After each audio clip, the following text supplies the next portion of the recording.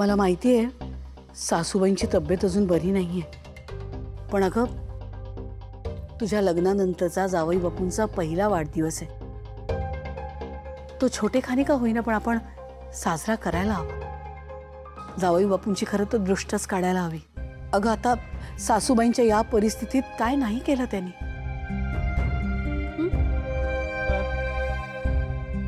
अगं बघ ना तू, सासूबाई हॉस्पिटलमध्ये असताना दिवस रात्र त्यांच्या उशाशी होते ते। त्याचे पांग कसे फेडणार कुणास ठाऊक काम। पण मला खरंच वाटतं त्यांचा वाढदिवस आपण साजरा करूया, अगदी साधेपणात करूया। म्हणजे त्यांच्या आवडीचा स्वयंपाक करूया, त्यांना गोडाचं काय आवडतं सांग, ते बनवते मी, आणि औक्षण करूया। मला नाही वाटत गेल्या अनेक वर्षात त्यांचं कोणी औक्षण केलं असेल। आणि बघ ना, अनायसे त्यांचा मित्र आलेला आहे, मजा येईल त्यांना, बरं वाटेल। करूया आपण छोटंसं। 100 वर्ष आयुष्य बघा तुम्हाला। ॲक्च्युली मला माहिती आहे की आजीच्या आजारपणामुळे तुमचा मूड ऑफ आहे, पण मी डेकोरेशनचं अगदी बेसिक सामान घेऊन आलोय।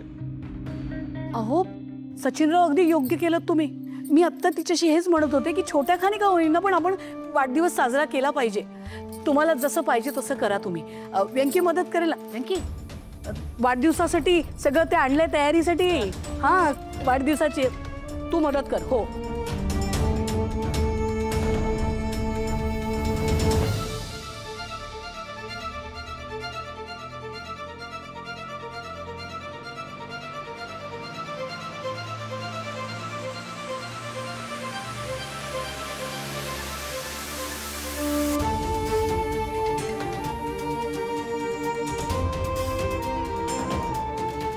जयंत या अर्जुन सोबत कसा राहू शकतो? माझा नवरा इतका वाईट आहे आणि बिचारा माझा व्यंकी दादा किती प्रेमाने करतोय सगळं।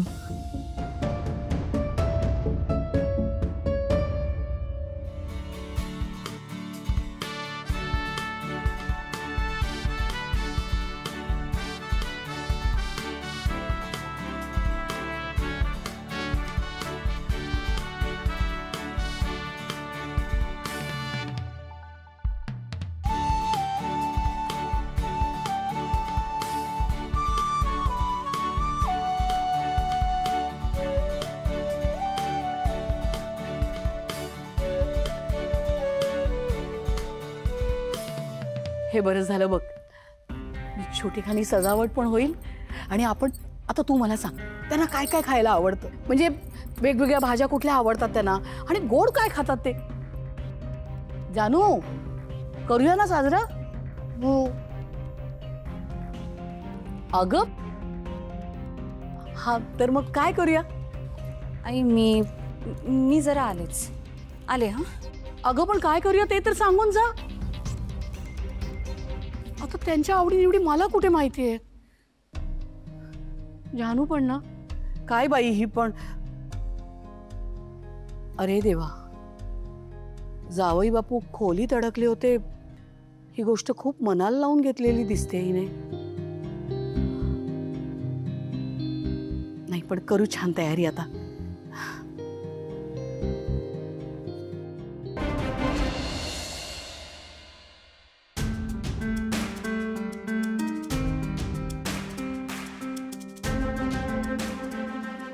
जानू, कॅन यू एक्सप्लेन?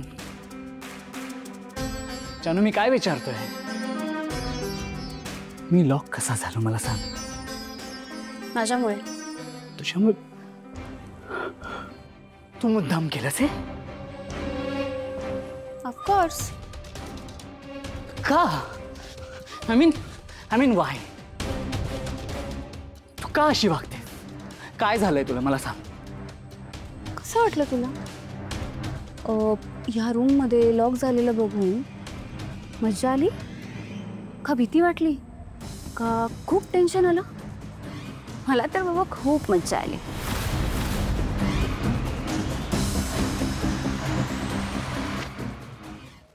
आता काय करणार आहेस तू? जानू, तू काय करतेस तुला तरी कळतंय का? तुझा भाऊ आणि तुझी आई आली इथे, याचं तरी भान ठेव। माहितीये मला, माझ्या घरचे इथे आलेत ते, पण मग आता तू काय करणार आहेस? मी तुला या खोलीत मुद्दामून लॉक केलं होतं हे जाऊन त्यांना सांगणार आहेस का? नाही, एक काम कर, ठीक आहे, जा तू जा आणि त्यांना सांग. पण एक गोष्ट लक्षात ठेव, जर का तू हे त्यांना सांगितलंस ना तर हे तुलाच महागात पडेल. जानू तू हे काय बोलतेस? खरं तेच बोलतेय मिस्टर जयंत कानिटकर. आजवर मी तुझ्या खूप गोष्टी लपवल्या, आता तुलाही तेच करावं लागेल. मी जे सांगेन तसंच तुला वागावं लागेल, नाहीतर तुझं सगळं काही सत्य मी माझ्या घरच्यांना सांगेन. कळलं?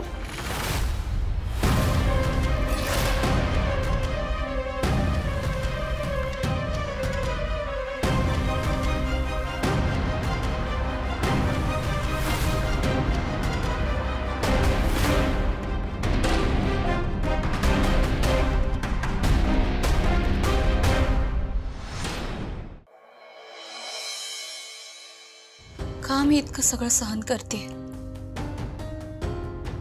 का जयंतचं हे रूप मला इतक्या उशिरा कळलं? जयंतची वागणूक जरा विचित्र आहे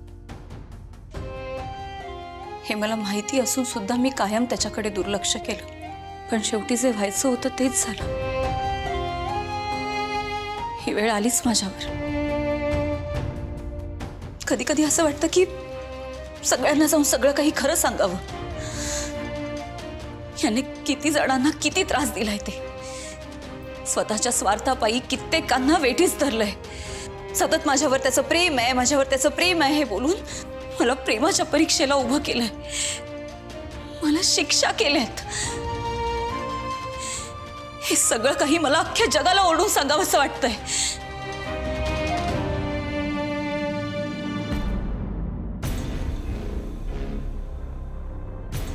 पण मग ह्याचे परिणाम मलाच भोगावे लागणार.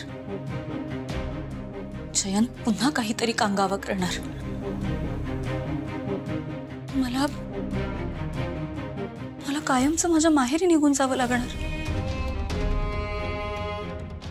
त्यात आजीचं आजार पण आलंय.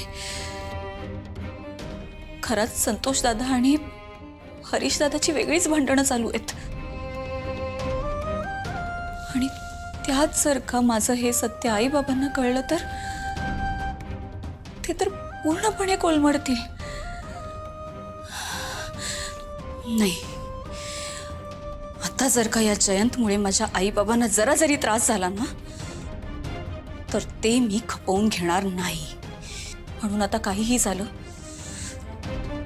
तरी जयंतचं हे सत्य मी कोणालाही सांगणार नाही.